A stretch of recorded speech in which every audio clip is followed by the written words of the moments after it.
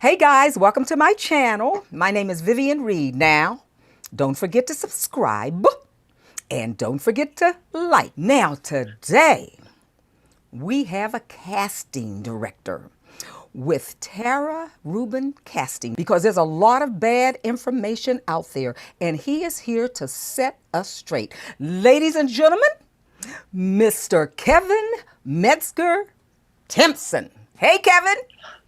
Hi, how are you? I'm good, sweetheart. How are you? I'm doing great, thank you. Okay, Kevin, let's just jump right into it. Okay, someone is coming. We're talking mostly to young people, but there could be some older people who are in show business and maybe they feel they have something viable to offer, but they just don't know how to get started. And we could have some young people who have just graduated from college and maybe they have a degree in theater. So, Kevin, what are some of the first things they should do? Because obviously they don't have an equity card, none of that. How should they hit the ground running? What should they do? Some things. Start auditioning. Start seeking out the shows and roles that they're right for, and go to those auditions. Especially when you're right out of school, if you don't have an agent right away, it's more important to have casting directors get to know you and get to know your work, and come in and start doing great work in the audition room, showing us where you see yourself fitting and what your best skills are, and then we'll fall in love with you and start tracking you and being encouraged and wanting to get you jobs, and that's when the phone starts ringing and we have auditions for you. Oh, that's great. Now, Kevin, where would they find these auditions? Where are they posted? So we use Playbill.com has a job section, and so auditions get posted there. Backstage.com also is a great resource. When we are having the equity calls, the principal calls or the chorus calls, those get posted to the equity website. So if you are an EMC member or a member of Actors Equity, you can log into that portal and see those. What's great is Equity posts all of those notices automatically to playbill.com too. So those are a lot of resources. A lot of casting offices also use social media. If we have open calls, we'll post it on Twitter or on Instagram. It's our job as casting directors to make sure everyone knows when we have auditions. So we do our part to get the word out there. And I got to say, guys, pay attention because this is a big agency. They have casted some huge shows. Les Miserables, Ain't Too Proud to Beg, Aladdin, and it goes on and on and on. So pay attention to what this gentleman says. All right, Kevin, they're non-union. Do they put calls out for non-union people so that people, because obviously when they have just graduated or they're just coming into show business, they don't have a union card. They don't have any of that. So are there non-union calls? There must be. There's a ton of them. Regional theaters across the country have more non-union contracts a lot of times than they have union contracts. So they're always holding open calls to find the non-union talent. With my office in particular, we have a lot of shows that we do annual open calls for, Dear Evan Hansen being one of them. Yeah. We also, with Ain't Too Proud, have held open calls around the country. We've gone to Chicago and Detroit and Atlanta. Explain open calls in case somebody doesn't understand that. Right. So an open call is an audition where anybody can come in and audition, whether you're union or non-union. We basically say, we're going to sit here from 10 to 6. You come sign up and you will get to sing for us. And what we believe, we really believe in is if we're going to have an open call, everybody that shows up will be seen that day. Oh. So we don't want to turn people away.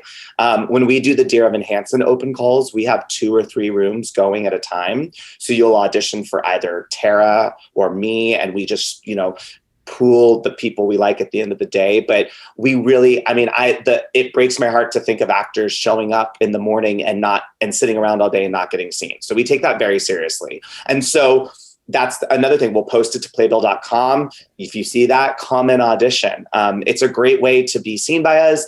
For the show itself, we're also always thinking of our other projects. And those are different than the equity calls we have. So in normal times when we're not in COVID and we're able to have these big auditions, Actors Equity requires us to hold a certain amount of auditions that are just for their members. Those are the equity principal auditions, the equity chorus auditions.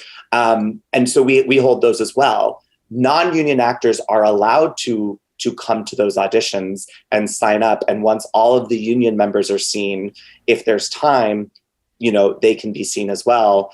And with our office, we also, as long as there's time, we'll see anybody that shows up. So if we get done with all of the union members by 3:00 in the afternoon, then we'll see non-union till the end of the day. We won't leave early because so many of our projects need non-union talent. They're the younger actors. They're just getting started. Just because you're union doesn't mean you're, more talented. It just means you're a little bit further in your career. So we love to see the non-union talent. I think this is such great information. I hope you guys are writing all this down because you know what? I thought it was a little bit harder than this, but what they're saying is the opportunity is out there. Now, having said that, Kevin, how much time do they get when they come in? Because I've heard so many things. My students say 16 bars. What is it? What do they get? Obviously, I've never had to do that. I mean, I sing the whole song and everything else. But as somebody who is non-union, what kind of time do they get to come in? So for the chorus calls, they get 16 bars. 16 bars. That's the rule set by the union. Yeah.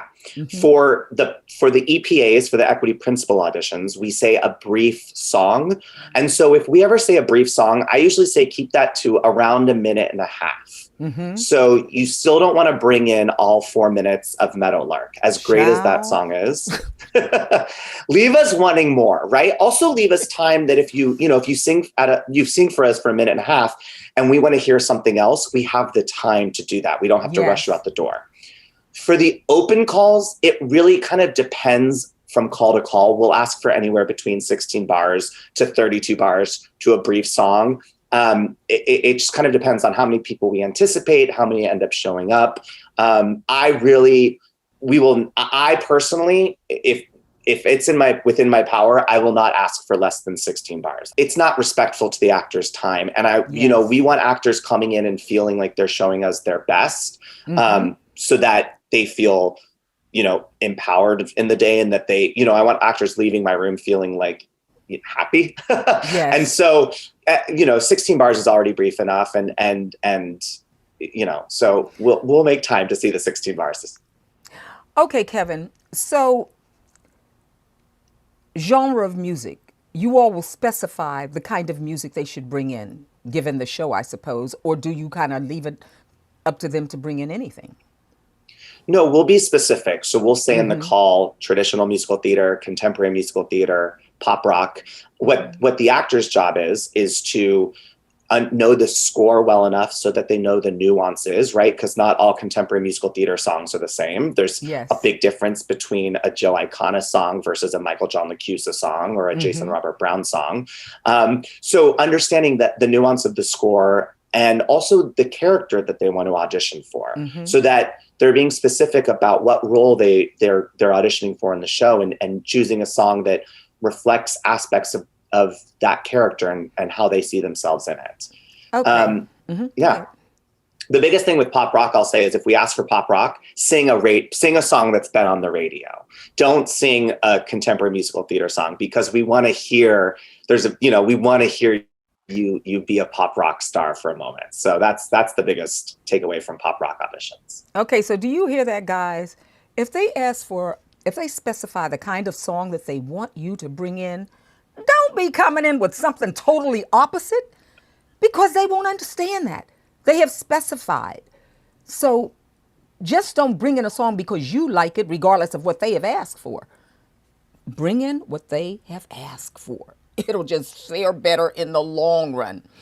All right, Kevin, let's get to the real nitty gritty.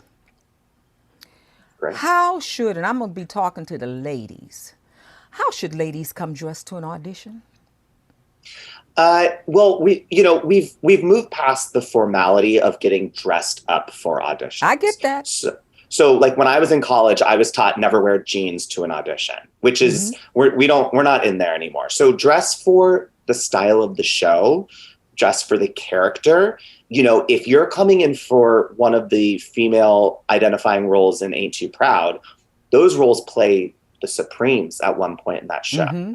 You know, and the Supremes wore a very specific type of outfit, very specific shoes. Yeah. So, you know, Ain't Too Proud is not one where female identifying actors should come in wearing combat boots, right?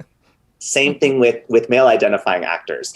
If it's a show like Ain't Too Proud, the Temptations, they wore jackets. They looked slick, right? Yes. They weren't in tattered jeans and a sweatshirt. Yes. If you're coming in for Dear Evan Hansen for the role of Zoe or Alana, don't wear heels. Those are teenagers. They're in Converse. They're in sneakers, you know? So dressing for the part without being in a costume, right? You want to wear something that you would walk down the street in and no one would take a second glance at. Okay, but let me ask you this, because I bring this up for a reason. What about the ladies when their stomachs are exposed and too much cleavage? Right. I always say, like, if your mother or grandmother was in the room watching you, would they be blushing? And if the answer is yes, then, you know, I, as a casting director, don't want to be nervous that the outfit is going to fail you at some point in your audition. That it's going to upstage you. Yeah. You know, it's a physical art form. And so you never quite know what is going to be asked of you in the room. A friend of mine years ago was in callbacks for Mamma Mia, and the director had her do the scene running laps around the room, right? So fortunately, she was dressed appropriately and was able to do that. But had she come into her Mamma Mia audition in 4-inch stiletto heels, that would have been difficult. So yeah, you should feel good about what you're wearing, and you should feel confident in it, and you know, so that it doesn't hinder you. Even to your skirt length, your dress length. Don't come in there with your dress and your skirt up to your yin yang. You do not want to do that. In other words, like I have said before so many times in other videos, you want the people auditioning you to just zone and hone in on your talent and what you're giving them, your song, not anything else. What about jewelry, Kevin?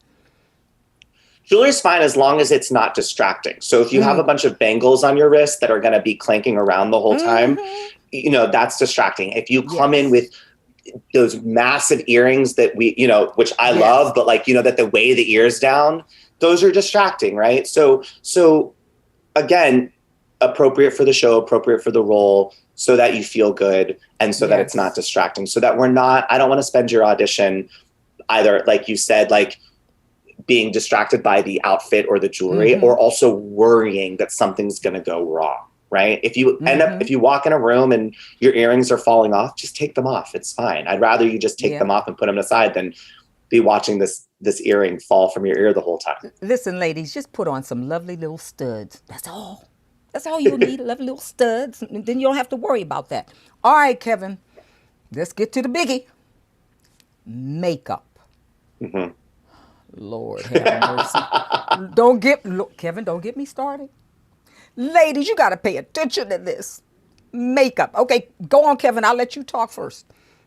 Yeah. So again, all appropriate for the show and the role, but err on the side of natural, err on the side of subtle. Also, so that you match your headshot, right? Your headshot shouldn't have you be made up. Your headshot shouldn't look like you on the best day you've ever had ever in your entire life. It should look like what you're going to look like walking in the room. So when you're going in and taking headshots, natural looking makeup. When you come in the room, natural looking makeup. Again, if the role calls for it, a pop of color in the lip, or, you know, but not too crazy, like a blood red and a blue and all that craziness. Not that, right? Yeah. You know, you can, I mean, if you're going to audition for Morticia Addams in Addams Family, that's one thing. If you're auditioning for The Wedding Singer, sure, some little fun blue eyeshadow to reminisce of the 80s. How fun, right? But less is more. What's the Coco Chanel line? Before you leave the house, look in the mirror and take one thing off, right? Hallelujah. All right, ladies, did you hear that? Gentlemen, did you hear that? All right. Kevin. Yes. Oh, Kevin. Let's talk about attitude. Coming in with an attitude. Lord, Kevin, speak on that. And I want you to be stern. Okay, I'll put my stern face on. It's very simple. Be nice to everybody because you never know who somebody is or who they're going to become. So, you know, if there's a monitor in the hallway, that could very well be a casting director that just is helping out that day because it's a slow day for them. Like I have monitored many of our auditions, right? Also, it's very simple if you're rude to them for me to walk in the room and say this next person coming in is a meanie, right? Same thing Yes. with your accompanist. The accompanist there Yes. is there to help you. They want you to succeed. They are human beings. They have bad days. They have long days too. They're sitting at the piano a long time. Mistakes will be made. Never blame the accompanist for any Never. mistake, ever. Because that accompanist might be the musical director, it might be the composer, it might be somebody who has a lot of say in casting. And if you are short with them or snarky to them privately when you're talking to them, that'll register. And also, you know, we are part of my job as a casting director is not only to assess your talent, but also who you are as a person. Yes. When we're putting casts together, we all know, like we've all been in shows before, that becomes a family. If you're casting a tour, that's going to be a family that is not only working together, but living together for a year. I don't want to be responsible for putting somebody in a show and then getting reports from the road that nobody likes them and they're a nightmare to work with and live with. And so I'm also trying to assess your personality. And that being said, I understand we have bad days. And I understand that one thing that's really important is to understand how you come across when you're nervous, because you're always going to be nervous in the audition room. And be self-aware enough to know, like I used to be told when I was in college, when I got nervous, I looked angry or judgmental, but it was me processing like my own anxieties and nerves, and it was manifesting incorrectly on my face. And I had a teacher say, just be aware of that like when you're getting notes or adjustments, you have a look of judgment on you, which I know is not what's going through your brain. It's you processing the note. But I had to work on that. And that's just something to know so that when a director's giving you a note, you're taking it in and not projecting something that you're not meaning to project. Yeah, and you also, because this is what theater is, you have to be able, as I've said many times, you have to be able to change on a dime. Don't have it fixed in your head that this is the way I do it. This is the choice I made, and I'm not changing, because they can pick up on that. And what does that mean? You're going to be hard to deal with when you get in rehearsal. So that's going to play against you. I would say, Kevin, really take the time to know your material. Really take the time. Don't go in there like, yeah, I got this. I can do this. And you haven't worked on it. No, don't do that. Really work on your material. Because first of all, I'm just going to be clear with you guys. I eat, sleep, and breathe this business. I love show business. I love every time I get on the stage. It's my passion. If it's not your passion, you might want to think twice about it. Because if you're in it just for this, you're going to be missing out on a lot, and probably a lot of people are going to pick up on it and not hire you. What do you have to say about that, Kevin? Yeah, I mean, being prepared is the most important thing you can do for an audition. And we don't expect you to be off book. And we also know how long you've had the material. So if you've had it for only 24 hours, it's my job to make sure everybody in that room is aware that you've only had the material for 24 hours. But you have to prepare it as best as possible within that 24 hours. Because when you come in the room and audition and you're stuck in the page and not even able to make eye contact with the reader or not able to sing the correct notes within the song, it's impossible for us to assess your skill set and your talent and whether you're correct for this role, because we're just watching you try to get from point A to point B without missteps.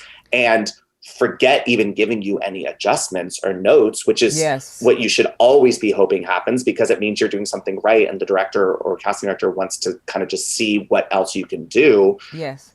There's no way we can't even begin to give you notes because you're not giving us anything.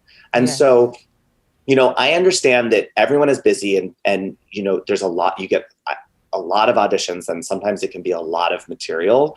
But if you're serious about it, then you have to spend the time and devote and figure out how to prepare efficiently and methodically and what works for you, so that you can come in and do your best work. If you have 24 hours with material and you say, well, I was too busy, so I couldn't prepare, I guarantee you there's a person behind you that said, you know what, I'm going to find the time and I'm going to prepare. And so there's always that person, you know, there's a lot of actors and we want you to do your best work. Let's just say you say, just bring in something, an up-tempo song and a ballad.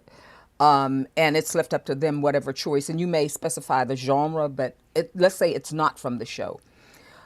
I feel that if you're bringing in a piece of music like this, and obviously, hopefully you'll bring in something, you'll be performing something that you've been doing for a while and it fits what they've asked for. This is me, and this is what I tell my students. Specify if there's a retard in the music, the tempo in the music, because the accompanist may know this, may know the song, but he may not know it quite like you do. So you help him out a great deal when you have your music clearly delineated, like if there's a retard at the end, or it's in a certain tempo for you that you would like him to play. And don't take all night doing it. That should only happen within maybe less than a minute. Make sure if there's a cut in your music, it is there. Okay, and get in front of him so that he sees your hand, you know, and don't be nasty. You better play this thing right, because if you play this thing bad and I don't get this job, it's your fault. Don't do that. Please don't do that. And I know some of you have done that, because I've heard horror stories. So when you say that would be the best way, that they have their music clearly marked, especially if it's something that isn't specific that you all have asked them to bring in. What do you say to that, Kevin? Yeah, the more work, I mean, you should be doing the work before you walk in the room. And if you don't read music, you need to get with somebody who does, so they can make sure that you're pointing out the correct notations within your music. It's, yes, accompanists know this material a lot, but if you don't want them, you don't want to like leave it up to them to drive your audition. You need to drive the audition. And so you need to say, like, you know, if you know you do the song a different way than most people, you need to point that out to them. You need to, you know, the worst thing you can do is say to an accompanist, oh, well, I take this in swing time at this point, but it's not marked, right? Because it's from the time you tell them that to the time they get to that place in the music, a minute and a half, 2 minutes could have passed. And again, they're human. They might forget, or they might go on autopilot, like, because they played the song so many times. So make sure it's marked, highlighted, stickies where needed. If you know that you have an audition cut that you always do the same way, and you're cutting out big chunks of the song, remove them so that the accompanist isn't having to turn a bunch of pages through cuts, right? Yes. You know, it's things like you never want to have a page turn on a cut, because you know that it's hard for them to find the place in the music. So the more you can help them, the better. And if you read music, you know what they're going to be looking for. And if you don't read music, get with somebody who can make sure it's all like clean and concise. And when you come into an audition room, you have that time with the accompanist. You don't want to spend 5 minutes talking them through it. And if you are having to spend 5 minutes talking them through your cut, it's not going to be a great cut. It means you're doing too much with it, or you're making too many changes. But take the time, make sure that they're aware of it. Also, like, watch them. These are professionals, right? So if they say they got it, right? You can move on.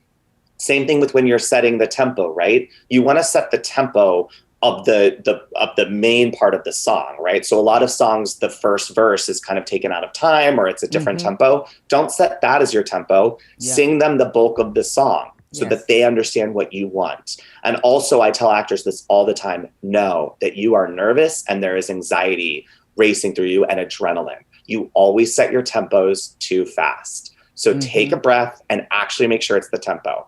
And if the accompanist says to you, are you sure that's the tempo you want? Take a minute, think it through, and reconsider. Or if you know, yes, I do it faster than normal, then tell them that, right? But so often actors get in the center of the room and they've set the tempo way too fast, and the accompanist, because those nerves are going. So Yes. take your time and take a breath, and know that we all want you to succeed. So do what you have to make sure you set yourself up for that success. And also, I find that the more you know your material, where you become one with the lyrics, where you go into that message, whatever that thing is in those 16 bars, the more you become one, from what I've heard from my students, the less nervous you will be. But if you're going in and you're still thinking about lyrics because they're not quite there, they're not quite memorized, this is going to add even more to your nervousness. Okay, Kevin, okay, they get the job. They're all happy, happy, happy. Yes. Kevin? I'm nervous. Ooh, Lord! I'm nervous. Lord have mercy, don't even get me started on this. Kevin, what is the importance of being on time? What's the saying? 5 minutes is on time is late. 15 minutes is preferred, 5 minutes is, there's some saying. But if you're showing up, if you have a 10 o'clock rehearsal and you're walking in the door at 10 o'clock, you're already late. You're already late. Yeah. Because Be on time. dancers, you have to warm up. Singers, you have to warm up. You want to be ready and comfortable so that when 10, they said, okay, we're starting rehearsal, you're there, you're ready, you're comfortable. Don't be walking in. Same thing when the show starts, half hour. It's 7:30 most of the time, unless they have a different time that they start the show. It's usually a half an hour before the show starts. Why would you come in right at 7:30?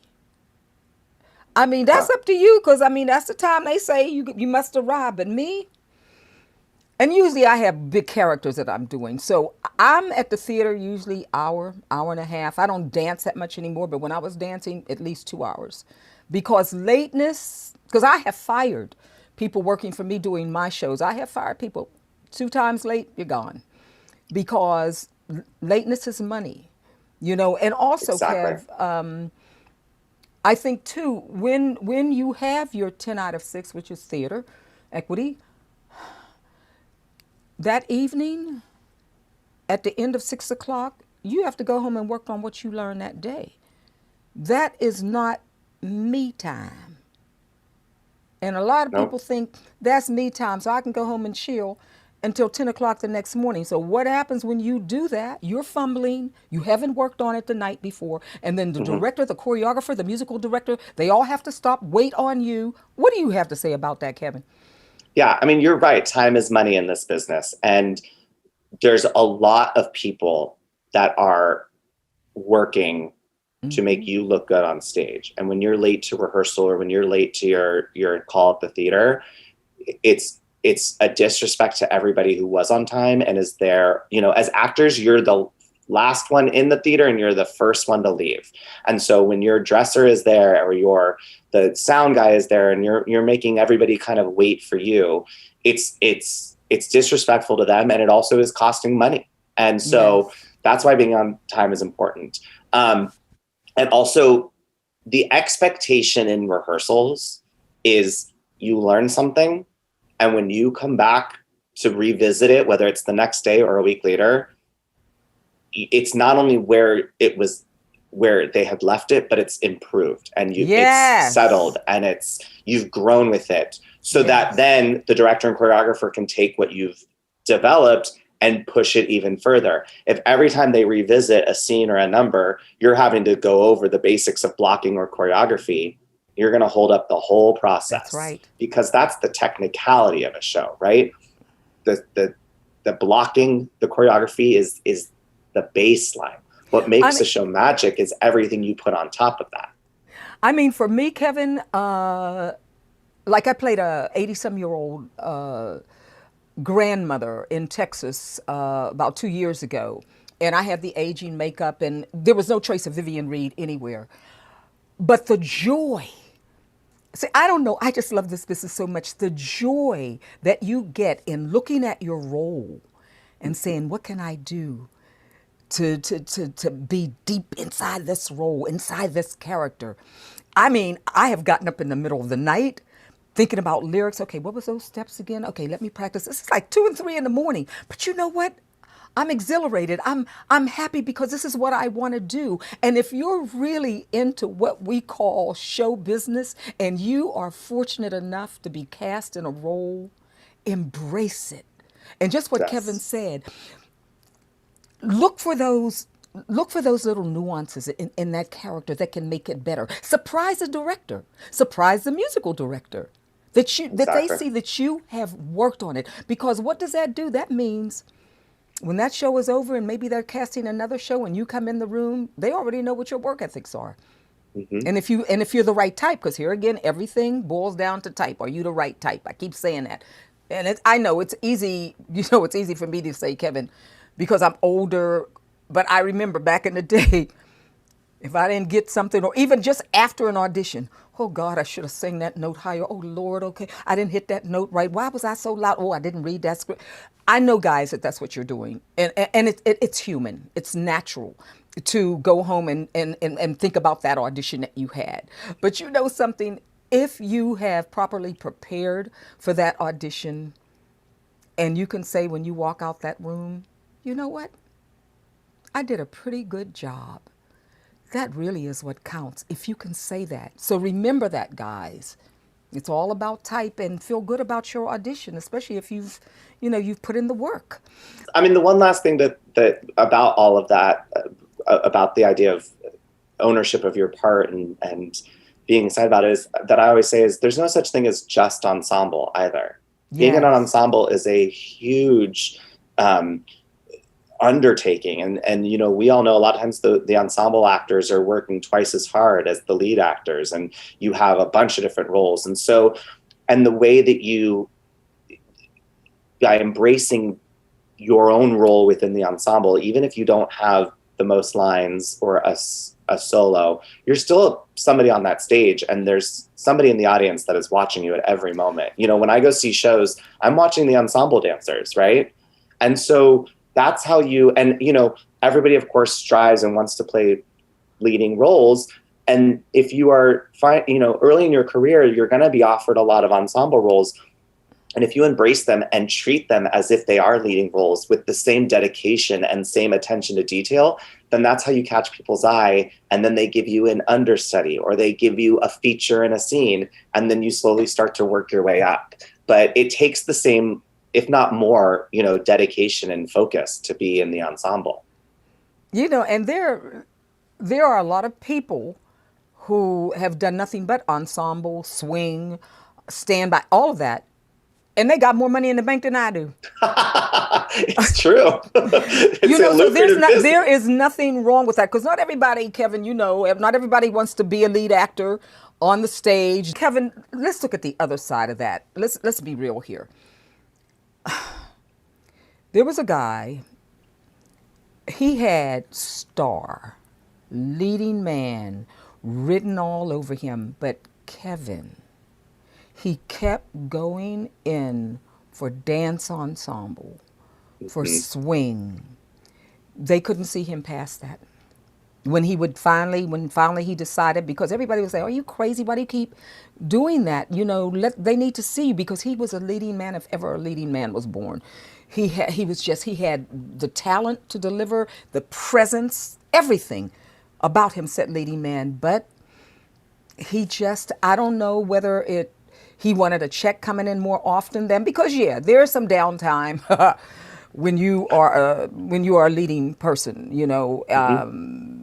You're not going to work maybe as often as somebody who is doing ensemble and that kind of thing. But Kevin, they couldn't see him past that, and I've seen that happen with several people who should have Yeah. been lead players, because you get typecast. Now, Kevin, that is true to a point. Yeah, if it's something you want, if you find you're in the ensemble and you are ready to break out and start playing roles, then you have to kind of start saying no to some things and Yes. say, I'm going to wait and and it's scary. And of course, as actors, you want to be working nonstop. And it's very, like you said, it's very easy to do that in the ensemble because there's so many jobs to be had.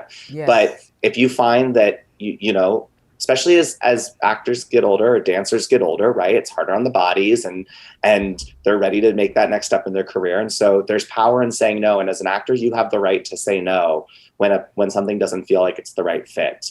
Yes. Because work will come around. So there's power in that. I don't know how much longer people are going to be still sending in tapes, of Mhm. themselves for auditions through Zoom or whatever medium. Are they looking directly in the into the camera when they deliver their dialogue, or are they looking slightly to the right and slightly to the left if there's two characters or one? I prefer not looking directly into the Wait, camera. stop that. Could you say that louder? Say that a little I louder, Kevin. I prefer you don't look directly in the camera. For your slate, you can because you're Yes. talking directly to me. But looking directly into the camera is the same as looking directly into my eyes in the room, and it also makes me feel like there's a disconnect between you and your scene partner. So when you're Yes. singing a song, you should be connected to your scene partner. When you're doing a scene, you should be connected to your scene partner. If you have a reader in the room with you, look at them, put them in a place where your eye line is just off the camera and you can connect with them. I understand people are getting creative with their readers. If your reader is reading for you over Zoom, put the computer so you can see them because you are going to have a different scene if you're connected to a human being than if you are staring into the lens of a camera trying to pretend like a human being is there. And also, too, unless it's director dressing, like where you have sometimes these shows where they'll be in the scene and then all of a sudden they'll look at the camera and say something like they're saying it directly to us. That's very different. Yeah. Other than that, unless you're slating, do not look and don't do a profile either. No, don't do that. Be careful Just of the profile. right off from the camera to the left or to the right. Um, Okay, guys, we've given you practically everything. So if you're taking workshops and they're telling you to look in the camera when you deliver your dialogue, you should probably get your money back or run. Okay. Because there's so much bad information out there, and that's one of the reasons why I wanted to do these videos with people who have been in the business for a while, who are qualified, who have had successes behind them, who know what they're talking about. Thank you, Kevin, so much. I so appreciate this. Thank you for having me. It was great to talk with you. Oh, thank you. Me too. So, thank you, ladies and gentlemen, for checking out this video. And don't forget to subscribe. And don't forget to like. And I'll see you the next time. Wave, Kevin. Bye. Bye.